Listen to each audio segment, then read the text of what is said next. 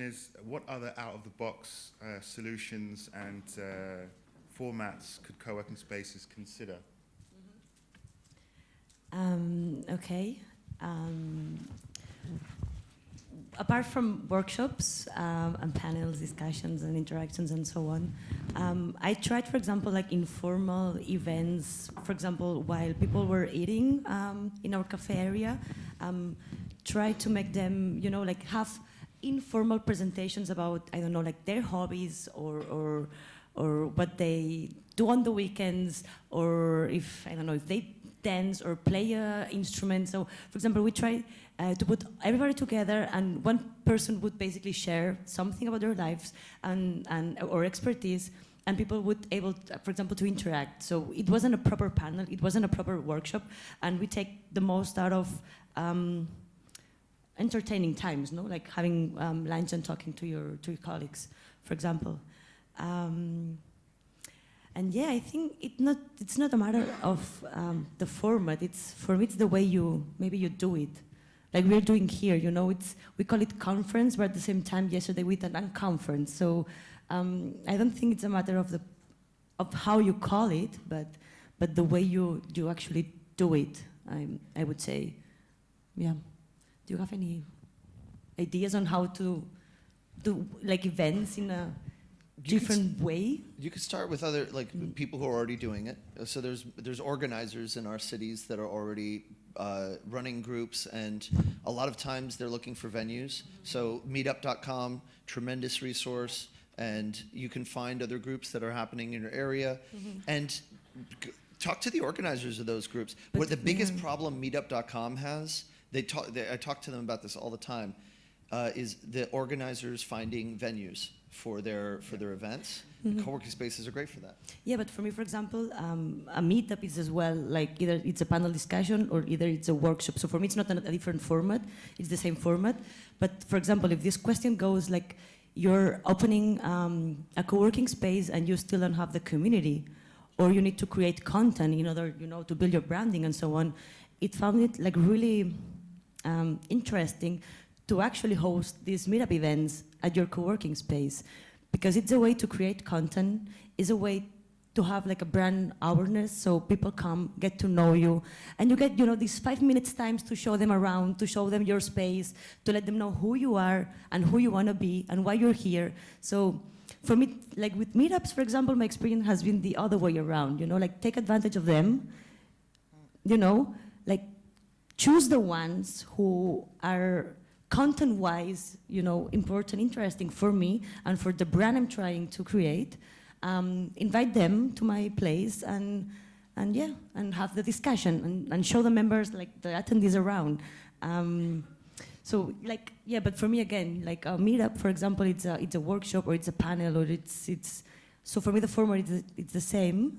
The question for me is like how we do it like differently, you know, the way we run it, the workshop or the panel itself. Yeah. One of the things that I've done over the years that is a little bit different is just to offer some one-to-one mentoring sessions. As whether you're the founder or community leader or someone, you're someone people want access to, whether they pay to be a client of yours or whether they're outside in the wider ecosystem going, oh, that person could help me. And I found a need to protect my time because it's valuable. So I provide free 20-minute sessions a number of times a month, and I can limit them, I can control them, and I can say, yes, I can meet you in this format. And that's been extremely valuable and well taken up. It's just a little thing, and it keeps you connected to your community. It enables you to connect with people outside and potentially bring them in a way that you'd never normally do that sales role particularly. Or, yeah, it's interesting. And I enjoy it. And I totally agree about, you know, like the matter of time. Because in events you start and you can never stop, and I saw myself, you know, like working 14 and 16 hours because I was running community events and external events and company events who were, you know, I was hosting them at the space. So I totally agree that we have to have priorities and see if we want to focus in a community event, if we want to have income, so we focus on external events for bigger companies who come to our space in order to do their own workshops and their own interactive panels. So yeah, I totally agree.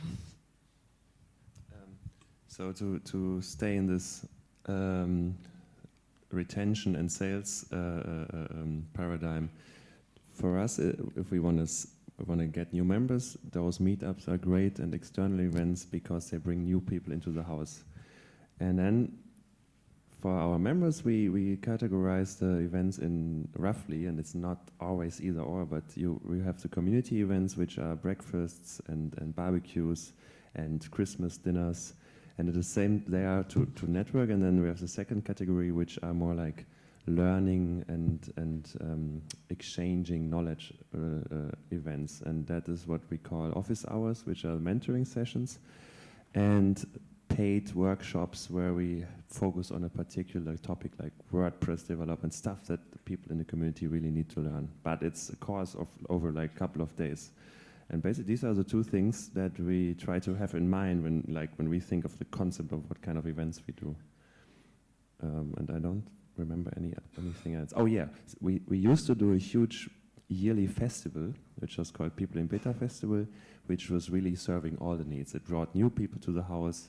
It educated people in workshops. But for us, it was so much work, and the outcome was not actually so good.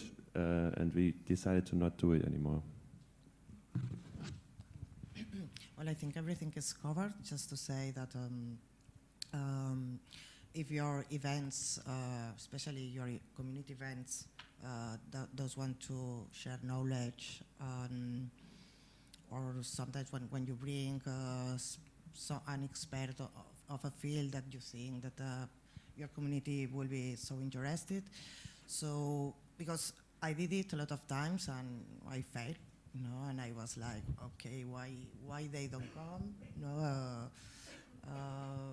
If my community, has a artistic focus, and I'm bringing here so the very good ones, and at the end, ask them what they want, and it's very simple like this. Another thing you can think about is just serving a certain subset of your community. They may not even be clients, but you can run specialist education programs, and in order to deliver them, I'd encourage you to think about how that would be resourced.